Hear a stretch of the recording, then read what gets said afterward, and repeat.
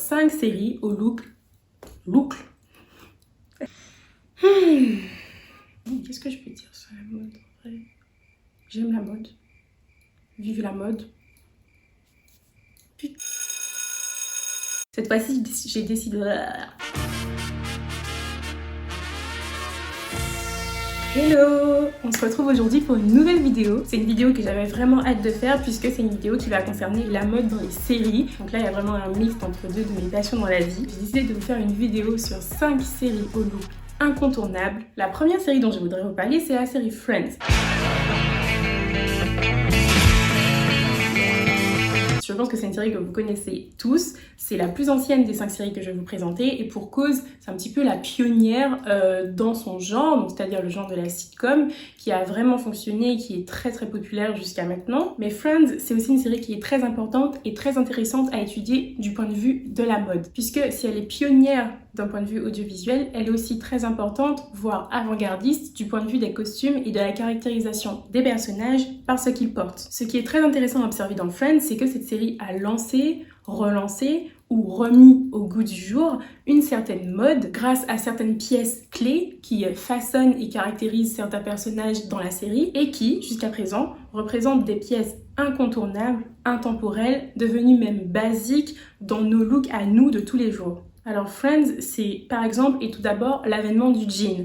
Le jean sous toutes ses formes, que ce soit en veste, en pantalon, en salopette, qui sont devenues des pièces incontournables dans nos garde-robes. Pour continuer sur l'avènement de pièces très importantes et très mises en avant dans Friends, on peut parler du crop top, qui est notamment souvent porté par Rachel et Monica, un peu moins par Phoebe. Là encore, on peut remarquer que c'est une pièce intemporelle et qui est devenue en plus un véritable basique dans nos garde-robes. Mais il y a aussi tout ce qui est longue jupe droite ou longue robe droite à fines bretelles. On a aussi les jupes plus courtes, style écolière, sans oublier les superpositions réalisables à l'infini. On voit par exemple dans Friends ces t-shirts portés sous des robes à bretelles. Si on s'intéresse plus profondément à la volonté de la chef costumeur de la série, Deborah Maguire, on se rend compte effectivement que son but était tout d'abord de créer quelque chose qui n'existait pas, de créer quelque chose de nouveau et non pas de suivre une mode qui existait déjà. Et en fait, c'est pour ça que l'ensemble des costumes de Friends a su se démarquer. Talented, brilliant, incredible, amazing, show-stopping, spectacular. Il représente finalement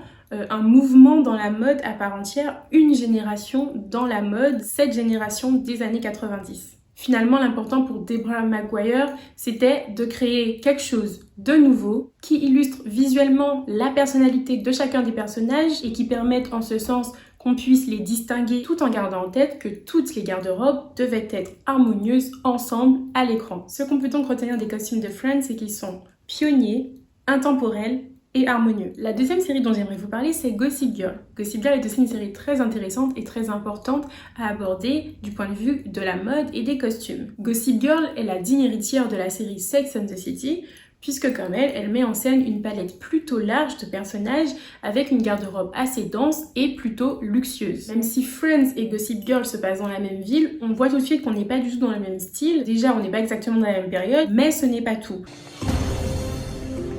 Wait a minute. Les deux séries ne dépeignent effectivement pas les mêmes classes sociales. Donc d'un côté dans Friends, on évolue davantage parmi la classe moyenne, tandis qu'évidemment, du côté de Gossip Girl, on évolue davantage parmi une bourgeoisie riche, voire très riche. La garde-robe de chacun des personnages dit son appartenance à une certaine classe sociale. Dans Gossip Girl, la garde-robe est synonyme de pouvoir, mais pas seulement, puisqu'elle est aussi synonyme d'ordre. Chaque costume correspond à un endroit, à un événement précis. D'ailleurs, ces événements imposent souvent un dress code. Évidemment, comme c'est le cas dans Friends et comme c'est le cas dans la plupart des séries, puisque c'est l'objectif premier quand on habille des personnages, effectivement, les costumes dans Gossip Girl servent également à caractériser visuellement les personnages de manière à pouvoir les distinguer, mais aussi de manière à pouvoir les rendre complémentaires. C'est le cas par exemple de Blair et Serena, qui sont, on peut le dire, les deux personnages principaux de la série et qui sont deux meilleures amies. Si déjà au cours de la série on peut se rendre compte par leurs actes qu'elles ont des personnalités parfois très différentes voire totalement opposées, You shut up! You shut Shut up! C'est encore plus mis en avant et c'est vraiment souligné par ce qu'elle porte. D'un côté, on a Blair qui a un style très apprêté, très luxueux, avec des formes classiques et des couleurs chatoyantes très vives. Et de l'autre côté, on a Serena qui certes elle aussi a un style très luxueux, mais qui est lui beaucoup plus décontracté, beaucoup plus relâché, qui frôle même parfois le style bohème et qui arbore des couleurs pastel, beaucoup plus douces. Donc finalement, on se rend compte que cet antagonisme des garde-robes des deux personnages illustre une volonté de les rendre différentes, opposées et donc uniques, mais également complémentaires. As much as a BFF can make you go WTF, there's no denying we'd all be a little less rich without them. Finalement, le choix et l'utilisation des costumes dans Gossip Girl illustrent un paradoxe. En fait, les vêtements des personnages dans Gossip Girl sont aussi bien synonymes de contraintes sociales que d'expression de la singularité de chacun des personnages. On est quand même face à un ensemble de costumes qui disent le rang social, ils disent les contraintes sociales qui pèsent sur chacun et ils disent les rapports de pouvoir entre les différents personnages. La troisième série dont je vais vous parler, c'est la série Killing Eve. C'est une série qui est très originale et très rafraîchissante et cela se ressent énormément sur les costumes des personnages, notamment d'un personnage en particulier. Ce personnage principal, c'est Villanelle, qui est dans la série une tueuse professionnelle. Je ne vous en dis pas plus, je n'ai pas envie de vous spoiler pour ceux qui n'ont pas encore regardé cette série. Yes. Ce qui est particulièrement marquant dans les costumes du personnage de Villanelle, c'est non seulement une très grande originalité, mais aussi une volonté qui transparaît de réactualiser certaines formes, certaines coupes et certaines pièces tout simplement. Le meilleur exemple de cette réactualisation, pour moi, c'est le fameux mixte longue robe de couturier, le plus souvent assimilée à la féminité, portée avec des grosses bottes noires, qui le plus souvent en tout cas pourrait être assimilée au masculin. En fait, cette volonté de réactualiser les formes, les coupes et les assortiments dit d'abord une volonté de jouer avec les stéréotypes de genre, puisque là on voit que dans une même tenue il y a ce mixte et cette ambivalence entre féminin et masculin, mais il y a aussi le fait que Villanelle parvienne à jongler entre féminin et masculin en arborant des tenues très diversifiées qui vont de la robe de couturier au smoking en passant par les costards et les blazers. Ce voyage perpétuel entre ce qui est considéré comme féminin et ce qui est considéré comme masculin est effectivement d'abord un moyen de caractériser le personnage de Villanelle qui est un personnage bisexuel. C'est aussi un moyen de manière générale de caractériser et de solidifier la mise en scène de la série. C'est en effet une série qui va jouer avec les codes, qui va jouer avec les stéréotypes, notamment les stéréotypes de genre, pour finalement repousser les limites de ce qu'on a l'habitude de voir des représentations dominantes. La personnalité de Villanelle et la mise en scène de la série se rejoignent donc sur cette volonté de casser les codes. Oh my god. Villanelle est un personnage insolent qui est mis en scène dans une série qui s'assume comme étant insolente elle aussi. Wow, you look amazing. Can I take a picture of you for my Instagram? No. No, of course not. Don't be pathetic. Get a real life. Ce qu'on peut retenir de la garde-robe de Villanelle, c'est qu'effectivement, elle nous dit son insolence, mais aussi le fait qu'elle soit particulièrement intrépide. Le personnage de Villanelle n'a pas peur de prendre des risques, elle n'a pas peur d'être décalée, elle n'a pas peur de sortir des sentiers battus. Et c'est ce que visuellement nous dit sa garde-robe. Si dans Gossip Girl, on pouvait voir que le vêtement symbolisait souvent la contrainte sociale, ici dans Killing Eve, c'est totalement l'inverse, puisque le vêtement symbolise la liberté du personnage, le contrôle que le personnage a sur son corps et sur son image. En fait, le vêtement pour Villanelle dans cette série est un outil d'empowerment. Ces choix vestimentaires sont aussi des choix professionnels, souvent, puisque les costumes qu'elle choisit lui permettent le temps d'une mission précise d'incarner un personnage précis pour mener à bien cette mission. Ces costumes lui permettent d'atteindre ses objectifs professionnels. C'est là qu'on comprend vraiment la dimension d'empowerment. On peut donc dire qu'avec l'ensemble des costumes de Villanelle dans Killing Eve, on franchit là encore un cap. En gros, les vêtements dans Killing Eve chez le personnage de Villanelle apportent réellement des attributs au personnage, la force, le courage, l'insolence, tous ces traits de caractère qui sont les plus saillants dans la personnalité du personnage. La quatrième série dont je vais vous parler, c'est Insecure. Il y a deux choses particulièrement intéressantes dans Insecure du point de vue de la mode et des looks de manière générale. La première chose, c'est les coiffures. Issa, le personnage principal de la série, arbore ses cheveux naturels et change très souvent de coiffure. Pour moi, le fait qu'Issa change très souvent de coiffure en gardant ses cheveux naturels démontre une très grande versatilité du cheveu afro. Cela démontre également une très grande singularité du personnage d'Issa qui se démarque très souvent, voire toujours. Et ça met aussi l'accent sur l'importance de la coiffure dans le look général, puisque le look ne s'arrête pas aux vêtements et aux chaussures. Mais aussi, je trouve ça particulièrement intéressant que les personnages qui gravitent autour d'Issa aient tous et toutes des coiffures différentes qui émanent de singularités et de choix différents. Et de manière générale, dans leur groupe d'amis, on remarque qu'il y a vraiment une diversité de coiffures et surtout des choix qui se renouvellent sans cesse. Ce que je trouve intéressant aussi sur la mise en avant de la coiffure, c'est le fait que ce soit totalement pertinent, parce qu'on sait très bien que le cheveu et la coiffure de manière générale, c'est une thématique qui est très importante dans la culture afro. C'est un peu dis-moi à quel point tu prends soin de tes cheveux et je te dirai à quel point tu t'aimes. D'autant plus que cette mise en avant fait ressortir 2 points saillants. 1. L'illustration de la diversité des femmes noires et de la versatilité du cheveu afro. 2.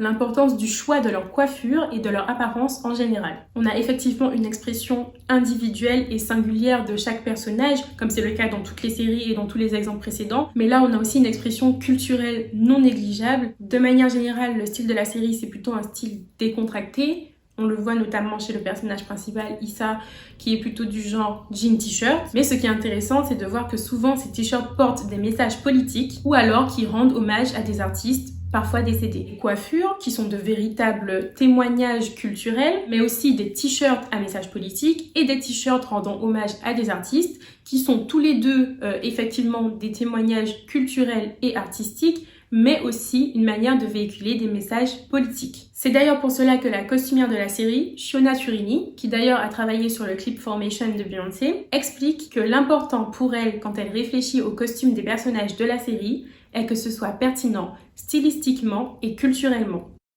La dernière série dont je vais vous parler, c'est la série Euphoria. Je pense vraiment qu'elle est incontournable si on veut parler de mode, de make-up, de look de manière générale. C'est une série qui est magnifique esthétiquement. Alors, il y aurait énormément de choses à dire sur les looks des personnages dans Euphoria, mais je vais essayer de rester succincte. Si on s'en tient à ce que nous explique la costumière de la série, Heidi Bivens, on peut déjà affirmer que ce qui était important pour elle dans le choix des costumes, c'était de créer quelque chose qui serait un vrai témoignage de l'époque. En fait, elle explique qu'elle voulait créer des looks time capsule. C'est pour ça que finalement les costumes dans Euphoria correspondent à une sorte d'avant-gardisme très actuel. C'est-à-dire qu'à la fois, ça paraît futuriste, mais totalement contemporain. C'est comme si les costumes dans cette série assumaient déjà totalement quelque chose qui existe déjà dans la mode dans nos sociétés, mais qui est toujours un petit peu en retenue. Et finalement, cette volonté de capter le contemporain, de capter l'essence de l'époque, tout en y ajoutant cette petite touche d'avant-gardisme, ça va avec l'esthétique générale de la série, qui en fait déploie un univers très authentique, très cru, mais à la fois très féerique. On peut voir en fait que les looks des personnages traduisent leur évolution, les bouleversements physiques et psychologiques auxquels ils doivent faire face. Finalement, les costumes et l'apparence physique générale illustrent les combats que chaque personnage mène contre l'extérieur et ou contre lui-même, mais également l'aboutissement de leurs réflexions les plus intimes. On compare 2 personnages qui sont des personnages féminins, on peut voir une très grande différence de style qui démontre l'importance de l'inclusivité et la possibilité pour les femmes d'être représentées et d'exister de manière plurielle. On se rend compte qu'on rejoint un petit peu le jeu sur féminin, masculin qui est mis en scène dans Killing Eve. Là encore, c'est une manière de jouer avec les représentations et les stéréotypes de genre, mais surtout et aussi de les remettre en question. C'est aussi finalement, comme c'est le cas dans Killing Eve, une remise en question de l'hétéronormativité. Le costume, mais aussi le maquillage et donc le look jouent un rôle beaucoup plus important que la simple personnification des personnages, puisqu'ils portent des messages culturels, politiques et subversifs de manière générale. Énormément de choses sont dites dans la mise en scène, mais aussi dans les costumes que les personnages portent. D'autre part, l'intérêt des costumes ne réside pas uniquement sur le fait que les personnages les portent, mais surtout sur les rapports que les personnages ont avec ce qu'ils portent. Est-ce qu'ils ont choisi de porter ce qu'ils portent? Pourquoi ils les portent? Qu'est-ce que ça dit sur eux? En tout cas, détrompez-vous, les costumes que portent les personnages dans une série ne sont jamais anodins. Voilà, c'est maintenant la fin de cette vidéo, j'espère que ça vous aura plu. Dites-moi si vous avez une série que vous affectionnez tout particulièrement parce que vous adorez les costumes. Dites-moi si vous avez déjà vu l'une des séries que je propose dans cette liste et ce que vous pensez des costumes de ces séries. En tout cas, si vous ne les avez pas encore toutes vues, c'est 5 séries que je vous conseille à 100%. Vous pouvez retrouver Friends et Gossip Girl sur Netflix, Insecure sur OCS et Killing Eve et Euphoria sur Canal. Je vous souhaite à tous un très bon déconfinement. Enfin, je vous fais de gros bisous, restez prudents, restez en sécurité.